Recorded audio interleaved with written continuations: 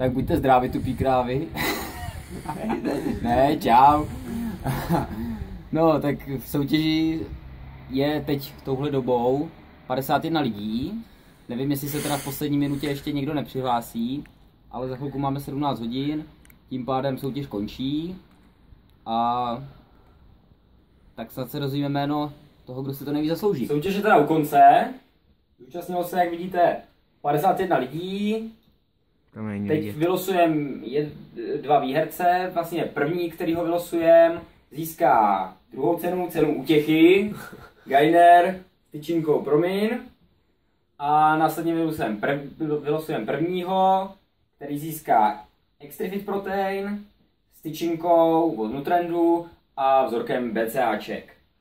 Tak, to nastavíme. Takže 51 lidí, zde generujeme jedno náhodné číslo. 50. A následně teda ještě, až vygenerujeme číslo, tak vlastně se podíváme na profil daného výherce, jestli opravdu video sdílel a splnil podmínky tedy. Tak, nabereme na televizi pořádně, takže 50, takže cenu útěchy, což je teda tyčinka a Gainer získává číslo 22. Tak, jo, tak to se potom podíváme, kdo je. 22. Takže 22 a protein s tyčinkou od Nutrendu a mix s vzorkem A.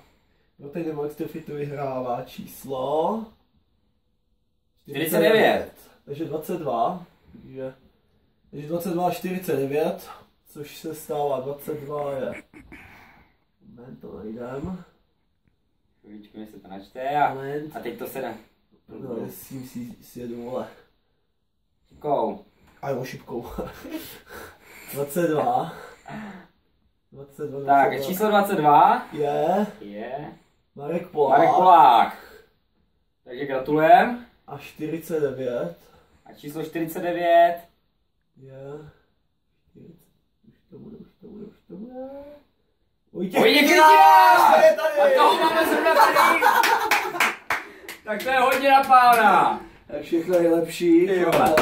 Tak to je na pána. Jinak, kdybyste nevěděli, to je i můj zároveň bývalý sparring, který se mnou cvičil 2 roka půl v kuse, nebo skoro 2 roky. No a teď se zúčastnil na poslední chvíli, dneska ráno mi psali, si soutěž stále platí. A vyhrál to. A vidíte, že to není žádný jakože uplácení nebo nic takového. Nějaký šmelo, že prostě jeli jsme přes random.